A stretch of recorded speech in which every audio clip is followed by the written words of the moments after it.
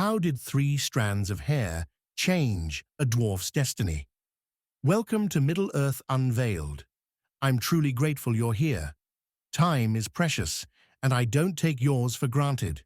Let's begin and discover how a dwarf's humility accomplished what all the power of the First Age could not. For 3 ages, elves and dwarves lived divided by an ancient hatred. Their blood stained the halls of Doriath. Their grudges ran deeper than the mines of Moria. Yet in the darkest hour of the Third Age, a dwarf lord knelt before the Lady of Light, not for gold, not for mithril, but for something far more precious, something once denied to the mightiest elf who ever lived. What moved Galadriel to grant Gimli what she had refused Feanor himself? What power lay in these simple strands, and how did this gift earn a dwarf passage to the undying lands, a realm forever barred to his kind?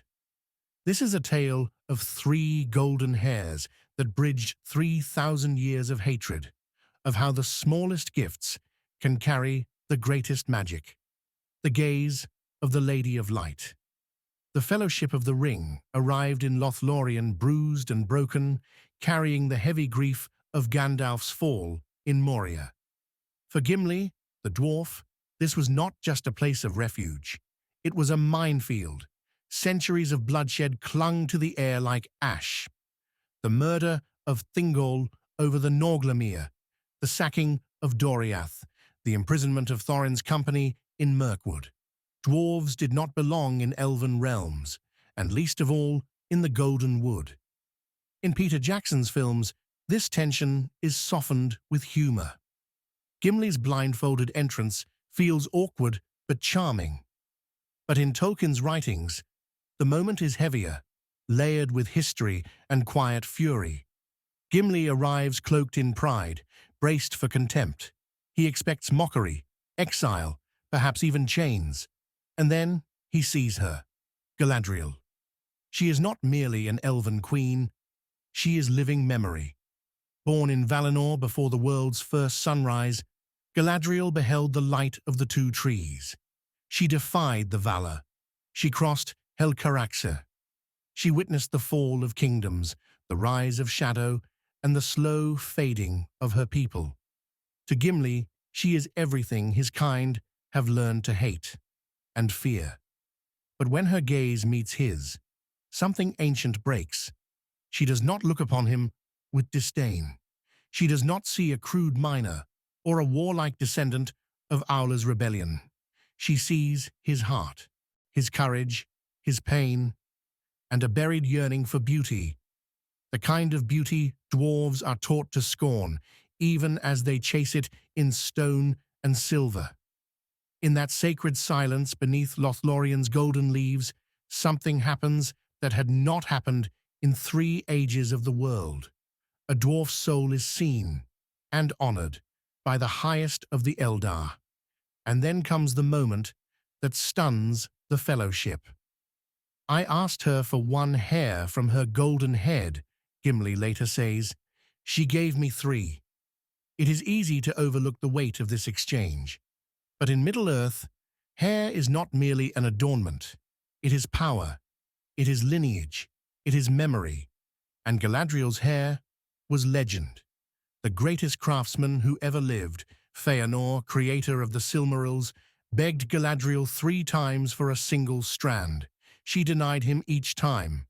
She saw in him not admiration, but possession, lust, greed, a desire to hoard light itself. And so she refused him, and in doing so made a statement not just about herself, but about the very nature of beauty and power.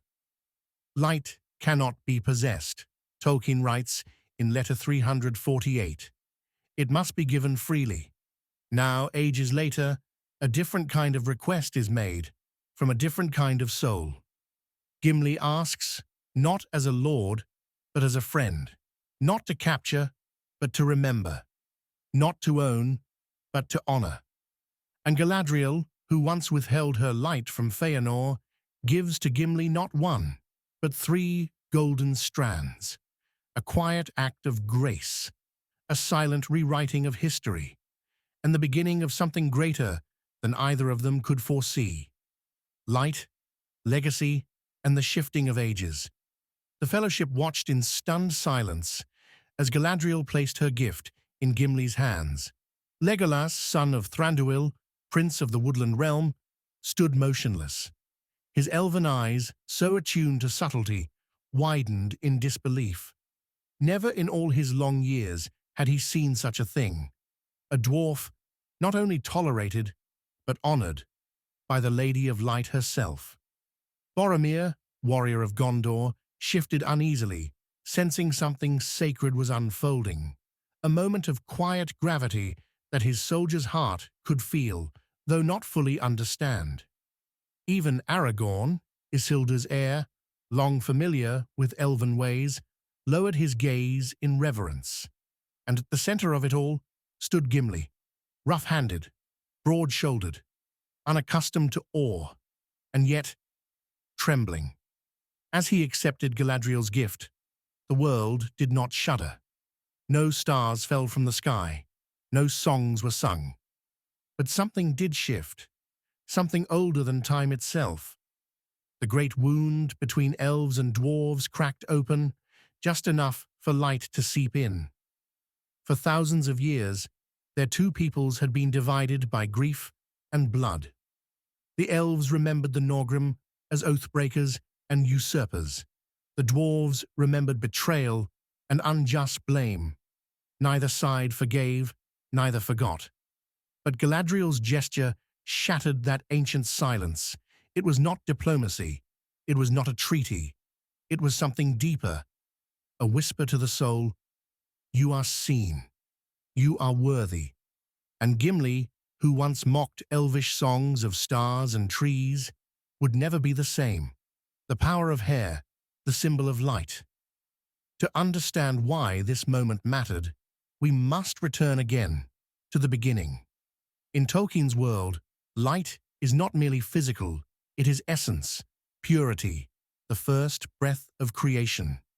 When the two trees bloomed in Valinor, Telperian silver, laurel and gold, their mingled light was the holiest thing the world had ever known. When they were destroyed, that light was lost, or so it seemed. But some echoes remained, in the Silmarils, and in her, Galadriel. Her hair was not simply golden. It was said to reflect the mingled light of the trees themselves. Gold like Lorelei, with glimmers of Telperian silver woven within. Even Fëanor, proud Fëanor, the greatest of all elven smiths, looked upon her hair and wept, believing it to hold the secret he had tried and failed to capture in his greatest creations. 3 times he begged her for a strand. 3 times she refused, because Fëanor wanted to own beauty. Gimli wanted only to honor it. And that, Tolkien tells us in Letter 244, is the great moral contrast. Pride versus humility. Greed versus reverence. Possession versus wonder. Fëanor's desire led to rebellion, bloodshed, and the long grief of the Noldor. Gimli's humility opened a door that had been sealed for 3 ages. Galadriel did not simply give Gimli a keepsake, she gave him a legacy, a living symbol, not of war or conquest, but of peace, offered freely. The birth of a bond. But the story does not end in Lothlorien, because gifts, when given with true spirit, plant seeds. And from Galadriel's gift grew something the world had not seen in 1,000 years, a friendship between elf and dwarf. It began in tension, of course it did. At Helm's Deep, when the storm of war threatened to sweep all away, Gimli grumbles about his view over the battlements. Legolas, smirking, offers him a box to stand on. What begins in rivalry, in jests over orc-slaying counts and snide remarks, slowly transforms into something far rarer, camaraderie, not born of blood, not born of history, born of respect. When the walls tremble and the night is darkest, they stand shoulder to shoulder, not as elf and dwarf, but as warriors, as friends, as brothers. And it all began with 3 strands of hair, a moment of grace that softened Gimli's heart, just enough to see the world beyond old wounds. And because he changed, so too did Legolas. Stone meets starlight. After the War of the Ring, many companions went their separate ways, but not these 2. Gimli invited Legolas to the glittering caves of Aglarond, halls of stone so stunning they seemed carved by divine hands. And for the first time, an elf looked upon dwarven craftsmanship and wept not in disdain, but in awe. No dwarf could have dreamed of such beauty, Legolas said, and he meant it. And when Legolas brought Gimli to Fangorn, the old forest whispered of ancient things. And Gimli listened. They did not tolerate each other. They learned to see each other. Together, they rebuilt what their peoples had destroyed. Together, they began to heal Middle-earth. The undying lands and the impossible voyage time passed. The shadow was defeated. Sauron fell, and with him, the last echo of Morgoth's ancient evil. The War of the Ring was over, but Middle-earth was changing.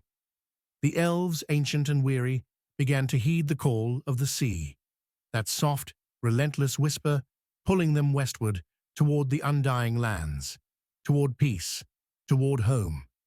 Legolas felt it too. The trees sang of parting. The stars no longer spoke as they once did. His heart, once rooted in Middle-earth, had begun to drift with the tide. And then one day, he made his decision. He would sail. But he would not sail alone. At his side stood Gimli, son of Gloin, a dwarf, a child of stone, a race not born of the music of the Ainur, but shaped in secret by Aule, the smith.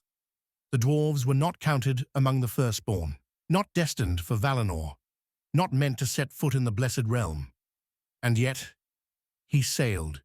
It was unprecedented, impossible, and yet the valor allowed it. Why? Because of love, because of friendship, because of who Gimli had become, and what Galadriel had seen in him, long ago beneath the golden leaves of Lothlorien. Her gift was not merely a token, it was a key.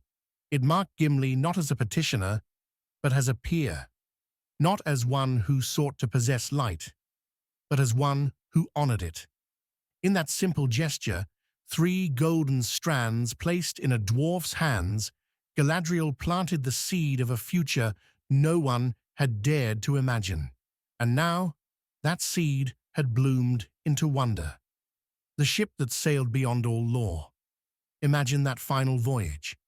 The ship, white and shining, gliding westward across a sea of silver starlight. The air changes. The sky glows with a color no mortal tongue can name. And there, standing upon the deck, is Gimli, a dwarf in the undying lands, a living miracle. He does not come as a conqueror, he comes as a bridge between earth and sky, stone and song, Aule and Ilúvatar. The elves go to Valinor because it is their home. Gimli goes because of who he became, because of the humility that moved Galadriel, because of the friendship that changed Legolas, because of the gift that changed him. Tolkien never tells us what became of Gimli in Valinor. He fades from the pages of the legendarium, but not from its heart. We can imagine him walking beneath the golden boughs of Laurelin's reflection, speaking with Aule, master to his kind.